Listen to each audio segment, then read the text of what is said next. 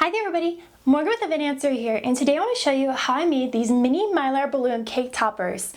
The huge balloons are so much fun and really easy to decorate with, and I wanted to bring this down to a size that would fit on top of the cake. So follow along and I'll show you how I made this. The first thing I did was stare at Mylar balloons for a really long time so I could develop these cute templates for you. So these letters and numbers are sized to 3 inches, which I think is a good size for cake toppers, but I've got all of those in the description box below, so click on the link down there if you'd like to have the template. There's letters, numbers, and a couple symbols to make all the combinations you'd like to put on top of your cake. So I'm going to be using this template to size out all of my pieces. I'm going to be shaping my cake toppers today out of Model Magic. This is made by Crayola and it's an air dry, really light and spongy clay. It's meant for kids but is really simple to work with. Now this is different than air dry clay. Do not buy plain air dry clay, that's different. You have to make sure that it's Model Magic because that's the foam squishy stuff that's really lightweight. So I found that about 1 ounce of the Model Magic makes a letter.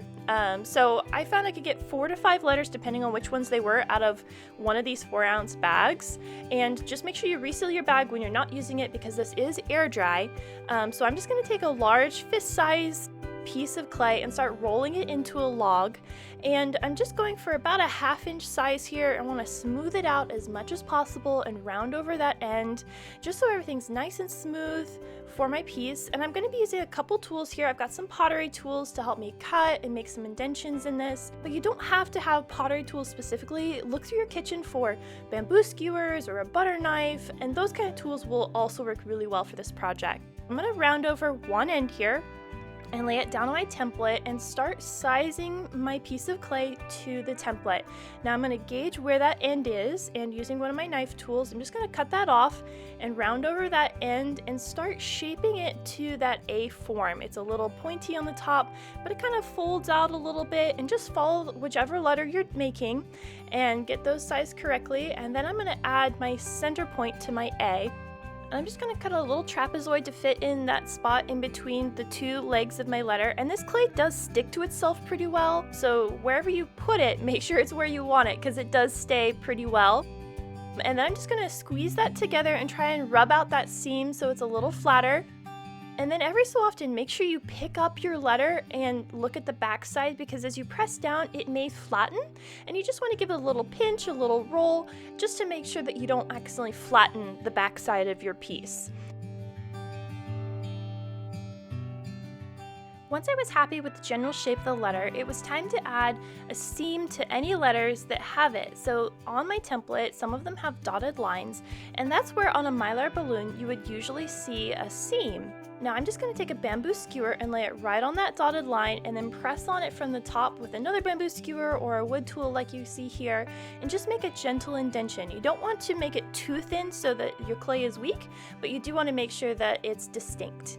And then on the left side of all my letters, I'm going to take a pointy end of my skewer and make a little hole, and then put a lollipop stick. You could also use bamboo skewers here, and I'm going to insert it about a 1/2 inch into all of my letters, and this is what will make it so I can attach my letters to the cake.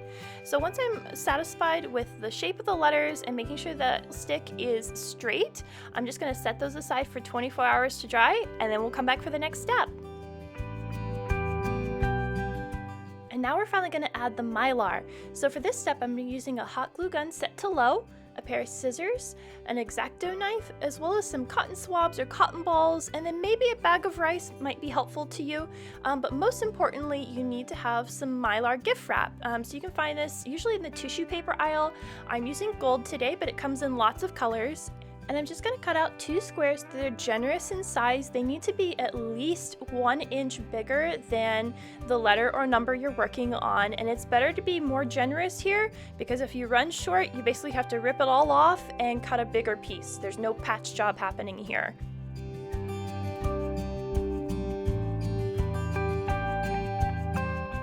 When I start gluing these, I want to glue the seams that I've created, and any letter that has a hole or a really tight spot, I want to glue those spots first. So this is a great place to use a cotton swab if you have them to help support the inside of my letter. So I'm going to have my foil with the gold facing away from the foam, and I'm just gonna push that foil up into the indentation of my A. So any letter that's got a hole, an A, a P, a B, an O, you're gonna wanna push that up into that area at least halfway.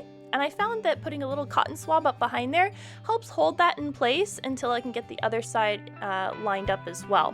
So I'm just going to hold that with my fingers, making sure that's at least halfway. And I'm going to look at the back side here and put a tiny bit of glue right in that seam.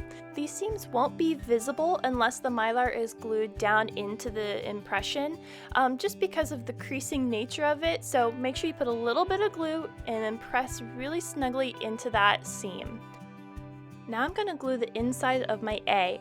I'm going to be pretty generous with the glue, but I want to make sure it's thinned out over a large surface area. You don't want a big glop of glue because you will see that through the Mylar. So make sure your glue is thinned out over a large surface area about halfway up the letter, and then I'm also going to get it into this seam here and do all of that at once. So I'm going to take my other piece of Mylar and I'm going to pinch that in the center from the front and the back. So my thumb's on the front here, my index finger is pushing from the back, and move that cotton swab out of the way, and I want to pinch right against that foam about halfway up the middle. And it's really important to get it pressed against the foam really well. Make sure it's tight against the sides. This is going to give us a really clean and distinct look, and we'll get all the definition that we put into our clay sculpture. So now that that is glued into place, the next step is to work on any other tight spaces in your letters or numbers. So here's a list of numbers, and you always want to start with any center holes, and then you want to work with any tight spots. So with the same procedures, I'm going to work on the inside of the 2 or the 3 or the 4, and just make sure you get all those tight spots first, and then work on the flat sides later. So for the A, that means the underside will be the next tight area of my letter that I need to work on. So I'm going to apply my glue and then spread it around with the nozzle so it covers the halfway point and a little bit more. And then I'm going to pinch right into the corners first and then along the edges for a tight seal. As you rotate the letter around, it's really important that the Mylar is glued down to the foam all the way around the letter. If ever there's a spot where the Mylar comes together but there's no glue, it's gonna leave a weird pocket and it'll separate when we go to cut this in a moment. So make sure you've got glue all the way around so you don't have that happen. Once the Mylar has been secured, it's time to cut the spare Mylar away. And you want to leave a little gap between where you're cutting and the foam. This is what's going to give it that balloon look, because most Mylar balloons have a little bit of edge on them. So do the best you can with some nice smooth cuts around your letter. But in the tight spots and right next to the stick, I did find that I had to go in with an X-Acto knife because I couldn't get the scissors quite around the stick. So I used the knife for that, as well as cutting the center free.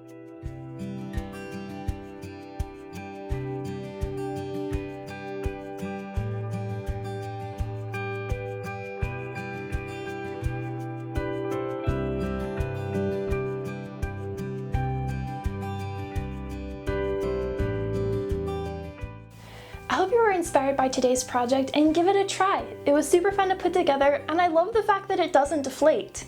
If you enjoyed this video, please consider subscribing and joining our creative community.